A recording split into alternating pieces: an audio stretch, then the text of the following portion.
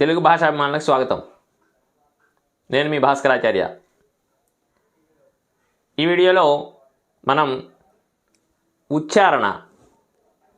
తెలుగు అక్షరాల ఉచ్చారణ దోషాలని మనం సరిదిద్దుకునే ప్రయత్నంలో జా కింద ఇనే రాస్తే ఆ అక్షరాన్ని ఏ విధంగా ఉచ్చరిస్తారు అని సబ్స్క్రైబర్స్ అడుగుతున్నారు. కాబట్టి దాన్ని వివరించడానికి ప్రయత్నం చేస్తున్నాను. వీడియో చూసే ముందు వెంటనే సబ్స్క్రైబ్ చేయండి, అలాగే లైక్ చేసి షేర్ చేయండి. వీడియోని పూర్తిగా చూడండి. మీ అభిప్రాయాన్ని కింద కామెంట్లో తప్పకుండా తెలియజేస్తూ ఉండండి. అలాగైతే తర్వాత వీడియోలో నేను ఎలాంటి విషయాన్ని చేయాలి, అలాగే ఏ విషయం మీద సందేహాలు ఉంటాయి, ఏ విషయాన్ని నేను వీడియో రూపంలో తెలియజేయాలి అనే విషయాన్ని తెలుసుకుంటాను. కనుక మీకు కావలసిన విషయాన్ని కామెంట్ రూపంలో తెలియజేసినట్టయితే నేను ఆ విషయం మీద వీడియో చేయడానికి ప్రయత్నం చేస్తాను. అయితే ఇప్పుడు మనం నేర్చుకోబోయేది జ్ఞ అనే అక్షరం. జ్ఞ అనే అక్షరాన్ని చాలామంది జ్ఞ అని పలుకుతున్నారు. ప్రతిజ్ఞ, యజ్ఞము, జ్ఞానము చాలా తప్పు. ఆ ఉచ్చారణ అనేది చాలా తప్పు. కాబట్టి ఆ ఉచ్చారణని సరిదిద్దుకోవాలి.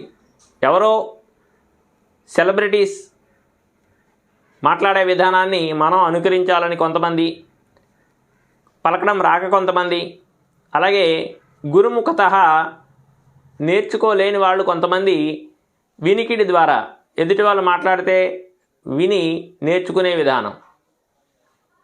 అవగాహన ఉన్నవాళ్ళు మాట్లాడినప్పుడు వాళ్ళ మాటలు విని మనం నేర్చుకోవాలి. అంతేగాని తప్పు పలికినవాడు, తప్పు చెప్తున్నవాడు వాడి దగ్గర మనం శిష్యరికం చేస్తే ఇలాంటి తప్పులే మనకు వస్తూ ఉంటాయి. కాబట్టి నేను ఎవరిని తప్పు పట్టడం లేదు. మనం నేర్చుకునేటప్పుడు సరైన విధంగా నేర్చుకోండి అనే విషయాన్ని చెప్తున్నాను. జ్ఞ, యజ్ఞము, ప్రతిజ్ఞ అలాగే పలకాలి. చాలామంది పలికే విధానంలో తప్పు పలుకుతున్నారు. కాబట్టి ఈ వీడియోలో దాన్ని మనం సరిదిద్దే ప్రయత్నంలో జా కింద ఇనే రాస్తే జ్ఞ, జ్ఞాకు దీర్ఘమిస్తే జ్ఞా, నా మా కొమ్మిస్తే ము, జ్ఞానము అని చదువుతాం. అలాగే అజ్ఞానము, జ్ఞాకి ముందు ఆ పెట్టుకుంటే అది వ్యతిరేక అర్థాన్ని ఇస్తుంది. అజ్ఞానము. విజ్ఞానము, వాగుడిస్తే వి, జా కింద ఇని రాస్తే జ్ఞా, జ్ఞాకు దీర్ఘమిస్తే జ్ఞా, నా మా కొమ్మిస్తే ము, విజ్ఞానము. యా, జా కింద ఇని రాస్తే జ్ఞా, మా కొమ్మిస్తే ము, యజ్ఞము, యజ్ఞము. పా కింద రావతిస్తే ప్ర, తాగుడిస్తే తి, జా కింద ఇని రాస్తే జ్ఞ, ప్రతిజ్ఞ, ప్రతిజ్ఞ. కాకు వట్టచుడిస్తే క్రు, తా, జా కింద ఇని రాస్తే జ్ఞ, త, కృతజ్ఞత. దాన్ని ఎలా ఉచ్చరించాలి? జ్ఞ అని ఉచ్చరించాలి. కాబట్టి ఈ విషయాన్ని తప్పక గ్రహిస్తారని ఆశిస్తున్నాను. ఈ మెసేజ్ లాంగ్వేజెస్ ఇంగ్లీష్లో టైప్ చేస్తూ ఉంటాం. ఆ టైప్ చేసినప్పుడు ఇలాంటి పదాన్ని ఇంగ్లీష్లో జ్ఞా అనేదాన్ని టైప్ చేయడానికి ఆ జ్ఞా అనే అక్షరం ఏదిలో రాదు.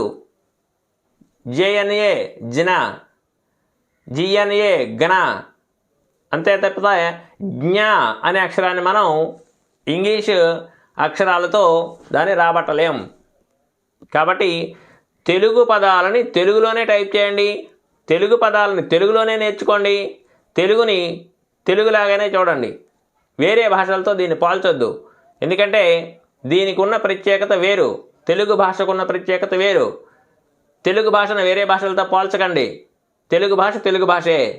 కాబట్టి తెలుగు భాషను చక్కగా నేర్చుకోండి, తెలుగు భాషను అభివృద్ధి చేయండి, తెలుగు భాషలో మీరు మంచి ప్రావీణ్యులుగా తయారవ్వండి.